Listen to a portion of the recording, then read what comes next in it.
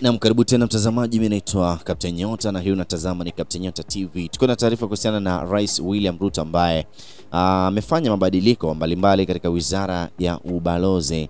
Na katika taarifa ya Alhamisi, rais alimpandisha ngazi aliyekuwa katibu wa kudumu wa Wizara ya Utumishi wa Umma Amos Gatecha hadi naibu mkuu wa utumishi wa umma. Mabadiliko mengine ni kama ifuatavyo: Profesa Edward Kisiang'ani ameteuliwa kama mshauri mkuu wa rais katika masuala ya uchumi.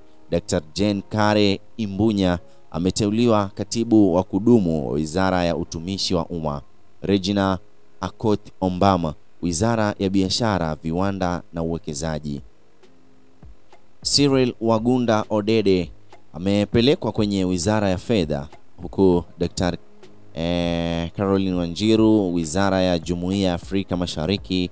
Dr. Frederick Oluga Ouma atakuwa kwenye Wizara ya Afya. Ahmed Ibrahim ameteuliwa kufanya kazi kwenye ofisi ya mkuu wa mawaziri. Judith Nayai Pareno, Wizara ya Haki, Sheria na Katiba, huku Daktari Boniface Makoha anafanya kazi chini ya Wizara ya Fedha. Profesa Abdurazak Shaukat, katibu wa kudumu Wizara ya Elimu. Stephen Isaboke, katibu wa kudumu Wizara ya Habari na Mawasiliano, huku Michael Elena Salon atafanya katika ofisi ya naibu wa rais, huku Fikirini Katoi Kahindi katibu wa kudumu kwenye Wizara ya Michezo na Sanaa.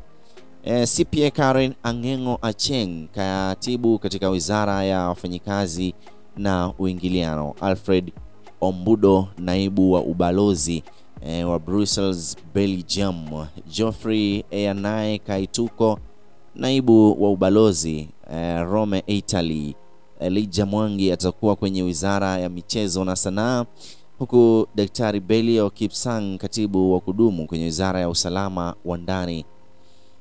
Susan Nahumicha Wafula atakuwa mwakilishi wa kudumu katika Umoja wa Mataifa makao makuu Nairobi. James Muhati atakuwa kwenye ubalozi wa Kenya nchini China, huku Abdi Dubat Fidho atakuwa Arusha kwenye muungano wa Tanzania, huku Peter Tum atakuwa balozi wa Kenya huko Kinshasa, huko Jamhuri ya Kidemokrasia ya Kongo, Kinshasa kule. Aden Abdi Mila atakuwa katibu wa kudumu kwenye Wizara ya Madini na Uchumi wa Majini, au sio? Profesa Julius Bitok amepelekwa kwenye Wizara ya Elimu kama katibu wa kudumu.